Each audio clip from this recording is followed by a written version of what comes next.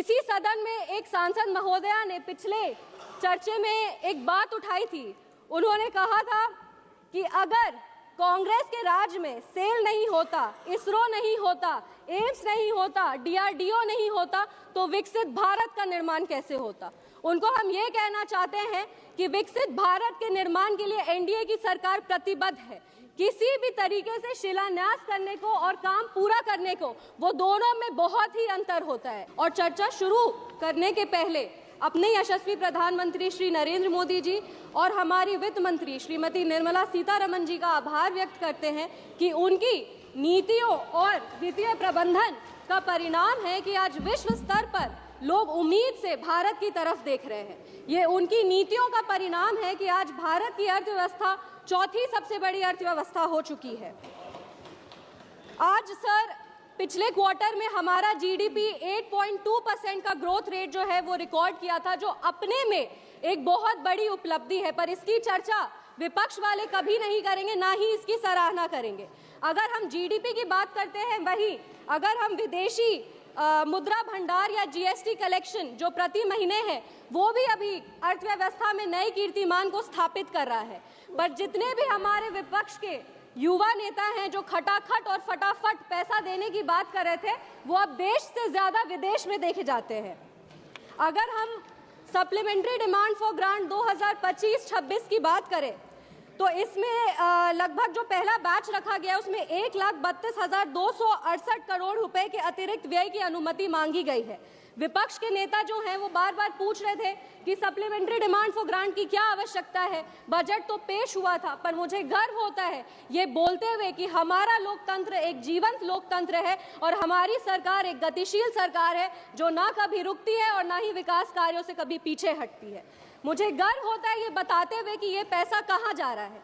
ये पैसा सारा, ये जितना भी सारा पैसा है वो गरीब, किसान, महिला, युवा, दलित, वंचित, शोषित वर्ग के लिए जा रहा है और उस विकास कार्य के लिए निकाला जा रहा है। ये जो आवंटित राशि है वो पेट्रोलियम और प्राकृतिक गैस मंत्रालय के तहत एलपीजी सब्सिडी की भरपाई के लिए जा रहा है, जिसके लिए लगभग 12,500 करोड़ की भारी राशि दी गई है। गरीबों के गैस कनेक्शन, एलपीजी कनेक्शन के लिए प्रोग्राम कंपोनेंट के तहत 3,178 करोड़ की राशि आवंटित की गई है।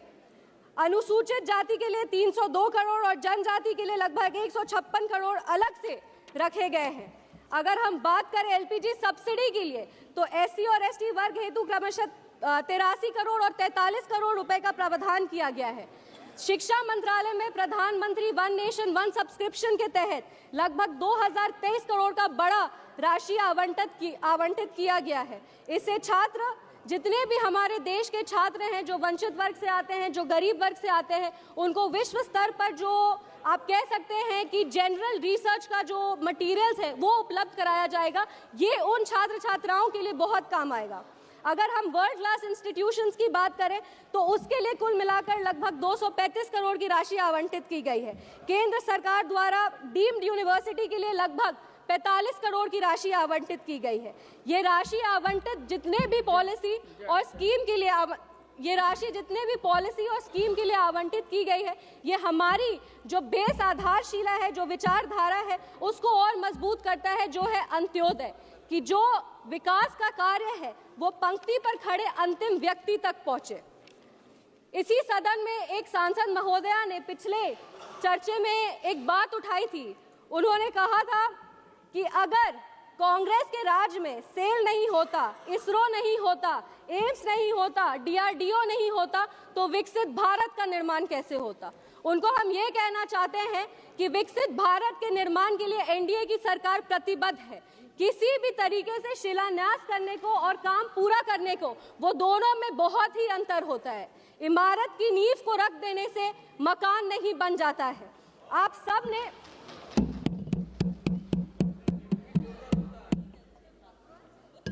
51 साल में आपने मात्र एक एम का निर्माण किया है। ये जब 2003 में श्रद्धेय अटल बिहारी वाजपेयी जी की सरकार आई, तब जाकर 5 नए एम्स की स्थापना हुई। हमने 23 एम्स बनाए हैं। आपने 60 साल में, आपने आईआईएम की बात की, आपने 60 साल में सिर्फ 13 आईआईएम बनाए हैं। हमने 10 साल में 9 नए आईआईएम्स बनाए हैं और इसीलिए बिहार में भी एक नया आईआईएम मिला है। सर DRDO की बात हो रही थी, डिफेंस की बात हो रही थी, तो उसके भी कुछ आंकड़े मेरे पास है।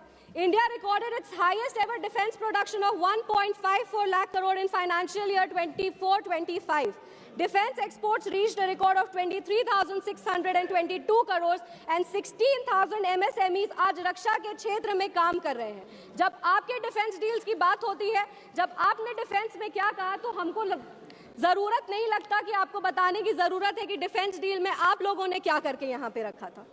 इस मौके पर जब हम अर्थव्यवस्था की बात करते हैं, अर्थव्यवस्था के आंकड़ों की बात करते हैं, तो ये हम लोग सिर्फ अर्थव्यवस्था में अपना रिकॉर्ड नहीं तोड़ रहे, हम लोग चुनाव परिणाम में भी अपना रिकॉर्ड तोड़ रहे। हम बिहार से आते हैं और बिहार की तमाम जनता को हम प्रणाम करते हैं कि उन्होंने एक ऐसे सरकार को चुना, एक ऐसी गठबंधन को चुना जो नफरत और झूठी राजनीति से ऊपर उठकर विकास की राजनीति करती है।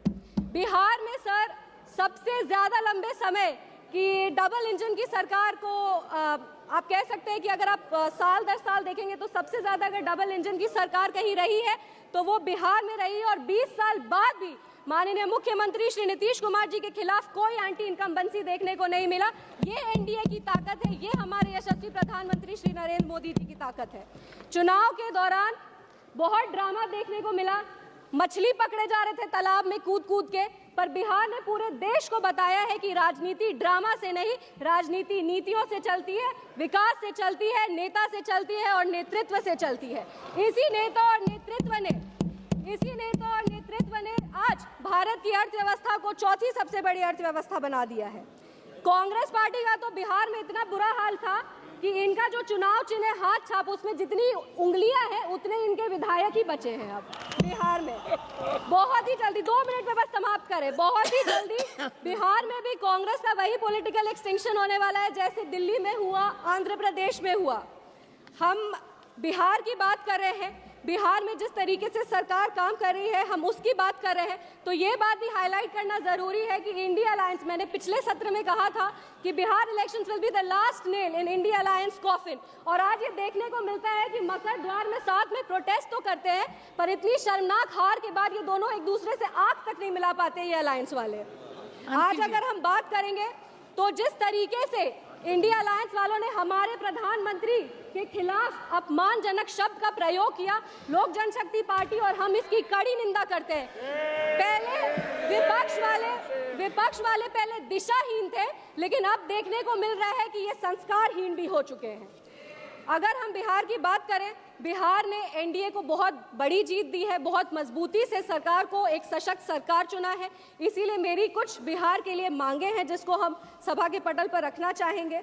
हम समस्तीपुर लोकसभा से आते हैं और मेरी ये मांग है, एक विनम्र अनुरोध है कि समस्तीपुर लोकसभा में भी बड़े बड़े शिक्षा के संस्थान खोले, लॉ यूनिवर्सिटीज का निर्माण हो, कृषि संस्थान का निर्माण हो। एक सेकंड मैम, बस हम खत्म करें, 2 मिनट।